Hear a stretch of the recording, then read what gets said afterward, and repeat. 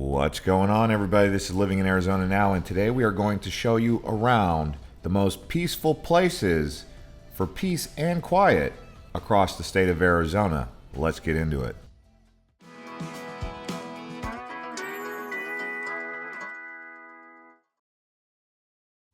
First up on the list, we're going to head up to the Mogollon Rim, which actually sits at above 7,000 feet elevation in some areas, overlooking Payson.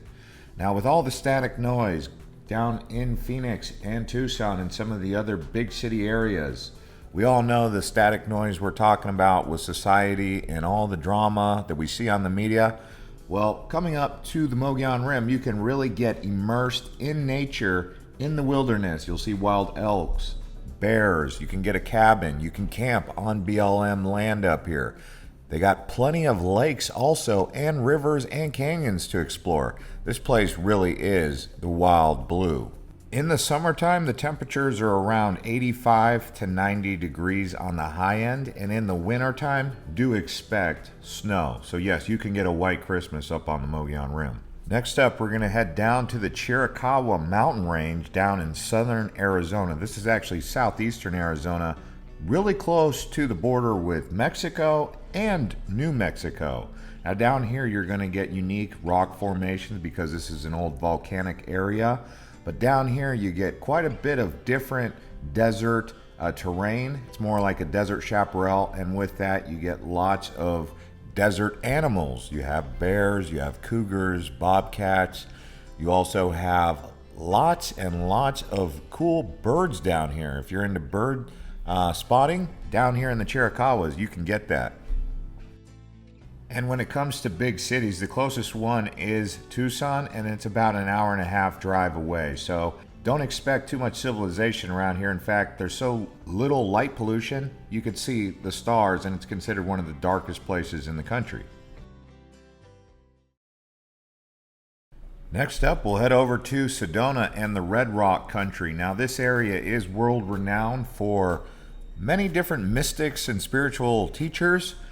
But in this area, there's plenty of hikes where you can go up into the Red Rock areas and feel completely alone and at peace and quiet.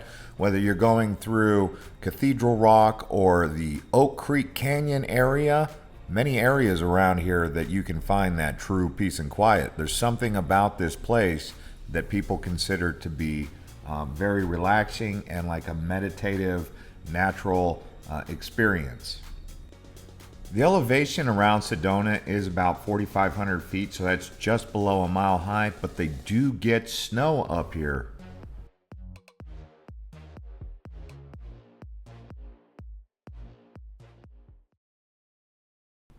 All right, now we're going to north central Arizona, I would say. It is the White Mountains. Again, closer to New Mexico. This is actually where the headwaters for the Salt River begin. So a lot of the drinking water that you get in Phoenix originates up here in the White Mountains. Now, why would they call it the White Mountains? I wonder why. By the way, this is a part of the Apache Native American tribal land.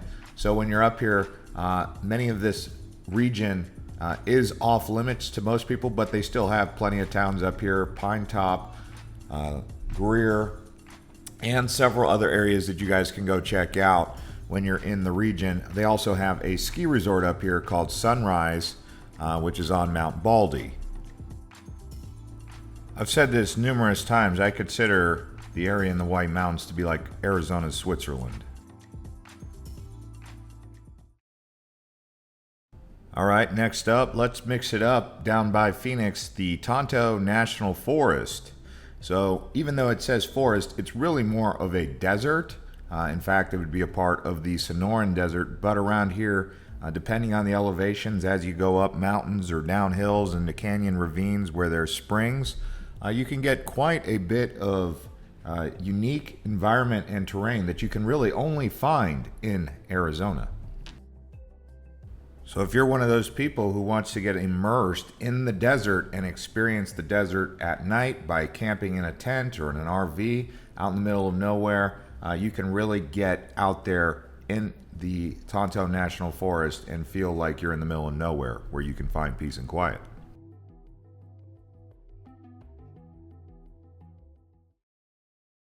Next up, we're going to go to the north rim of the Grand Canyon. Now, this part of northern Arizona is hard to get through because the Colorado River basically carves right through the Grand Canyon. So there's no bridges going across the Grand Canyon. So you have to go all the way towards Page to get around to this side of the Grand Canyon, which is known as the North Rim, the Kaibab. Okay, up here you can get elevations as high as 8,000 feet. In other words, it'll be 110 down in Phoenix, and then you're up here in the Kaibab and it's 75 degrees in the middle of July. Okay, so at night when it's getting to 75, it'll get really cold at night here. In the summertime, you can even get into the 30s. Very interesting dynamic Arizona has, huh? But you can definitely find peace and quiet up here and some buffalo, along with elk and bear.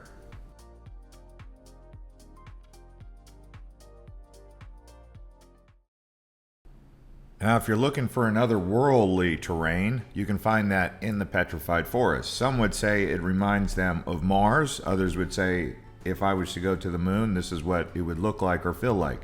The Petrified Forest is essentially an extinct or dead forest that now has become fossilized. So the wood up here is turned to stone, and you see these big tall trees that are basically toppled over, sitting in the middle of the desert now with no plant life anywhere to be found, just sitting there, and those are petrified wood fossils. Now up here you can find plenty of hikes and peace and quiet, because no matter which way you go, you're not going to find any civilization. Just be careful hiking out here, because the heat can creep up on you out of nowhere, and you'll be in the middle of nowhere, literally.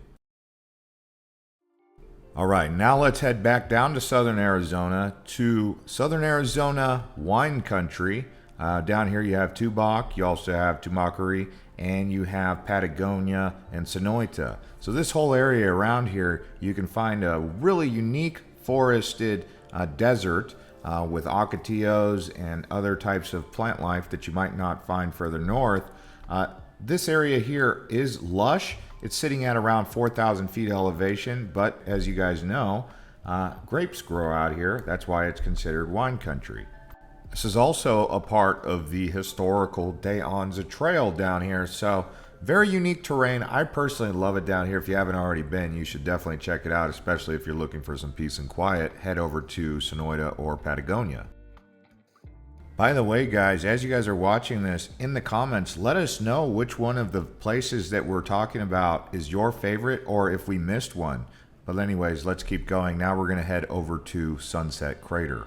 So this old volcanic area is probably one of the best places to find volcanic terrain in all of Arizona, sitting just east of Flagstaff and just east of Mount Humphreys, also known as San Francisco Peak, the tallest mountain in Arizona. Now you could see right around here they have pine trees, but some of the areas had lava flow going through there, so there's not too much plant life. This is a really interesting place to go, because when you're immersed in a lava field like you get in Sunset Crater, there's just something about it that's very unique feeling for those of you who are seeking some peace and quiet. You can camp up here, bring a tent or RV, or just do some exploring through the day. And you can find some fairly well preserved Native American ruins of civilization out here, which I personally enjoy hiking around or checking out. All right, now we're going to go rise above Tucson into the Santa Catalina Mountains, in particular Mount Lemmon. For those of you who have not driven this drive all the way up to Mount Lemmon, eventually you'll get to Summer Haven, and there's also a ski lodge or a ski area up here for those of you who like to do winter activities. But on the way up, you get several different campgrounds that you can hang out at or camp or picnic. Lots of times you'll find black bears up here. This is a pretty common occurrence in the Santa Catalina Mountains, but really beautiful, peaceful, and you get a nice view looking down into Tucson from up here. All right, guys, that's going to conclude this episode of Peace and Quiet around Arizona. Hope you guys enjoyed it. If you did, hit the likes and subscribe to this channel.